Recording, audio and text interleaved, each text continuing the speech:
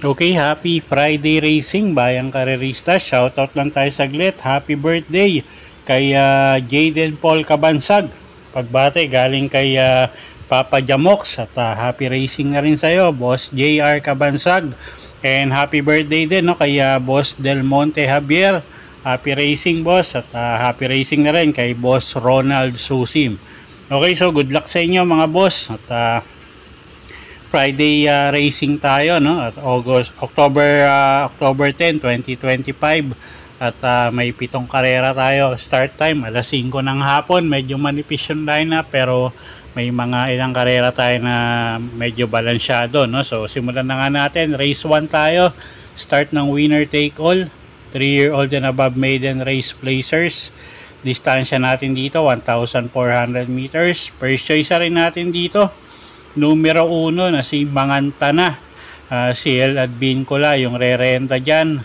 At medyo mainam yung huling itinakbo nito, no? At talaga mabigat lang yung nakalaban.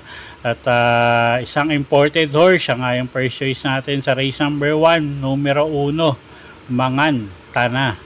Second choice, kalahok numero 5, Super Pinay. Gagabayan naman yan ni Jeff Sarate.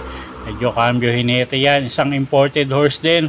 At siya nga yung second choice natin.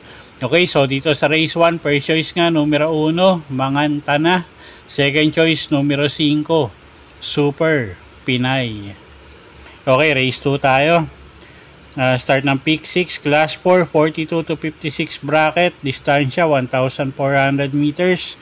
May 6 na kalahok tayo rito. First choice natin, tingin ko medyo lamang, no? Numero 5, Glenamun. Pabs Cabalejo yung sasakay dyan. At siya nga yung first choice natin. At napakagang ng laban ngayon.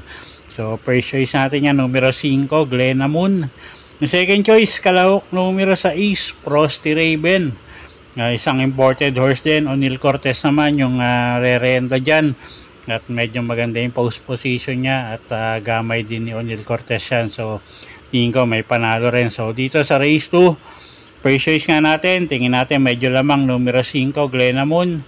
Second choice, numero 6, Frosty Raven. Okay, race 3 tayo. Start ng pick 5, 3-year-old and above maiden race. 3-year-old and above maiden race non-placers. Distansya 1,400 meters. 6 na kalahok tayo.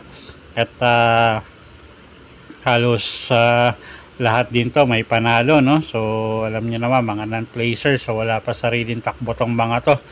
First choice natin dito yung kalahok numero 3 na rin na si Sterling Pounds. J.A. Pastoral yung re-renta dyan. At siya nga yung first choice natin. Gamay din ng hinete yan. Second choice, numero 4, Comptroller. Lester F. Jesus naman yung sasakay dyan. At isang imported horse. Siya nga yung second choice natin. So dagdag na lang kayo dyan kung may kursonada kayong iba. Okay, so sa race 3, first choice, numero 3, Sterling Pounds. Second choice, numero 4, Comptroller. Okay, race 4 tayo. Class 4, 42 to 56 bracket. Start ng pick 4. Distansya 1,400 meters. 6 na kalahok. First choice natin dito, tingin natin medyo lamang din, no? Numero 2, War Chief.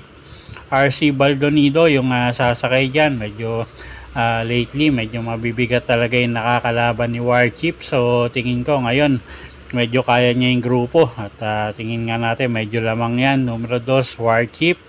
Second choice, kalahok numero 3 na si Black Star. Elvin Abrea naman yung re-renta dyan. Okay, so sa race number 4, first choice nga natin, medyo lamang, numero 2 na si War Chief.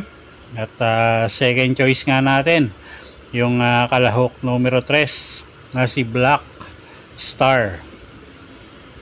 Okay, next race tayo, race number 5. Merge group tayo dito, class 3 and 4, 42 to 56 saka 57 to 70 bracket merge. At mga imported horses, medyo mataas na grupo. Distansya 1,400 meters. First choice natin dito yung numero 5 na rin, no, na si Legitify.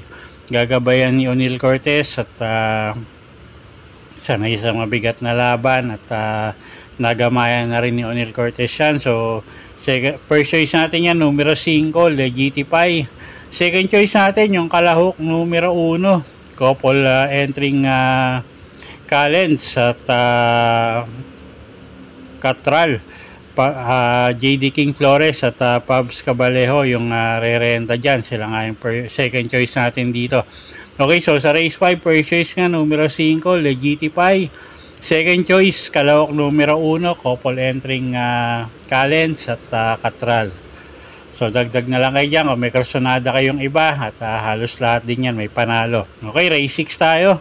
Penultimate race, class 5, 17 to 41 bracket, distansya 1,400 meters.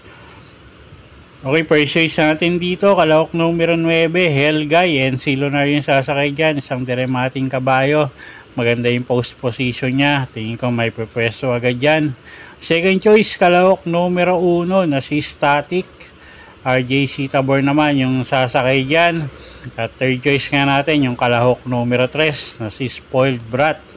Gagabayan naman yan ni JD King Flores. Okay, so sa race number 6, first choice nga natin, kalahok numero 9, Helgay. Second choice, kalahok numero 1 na si Static.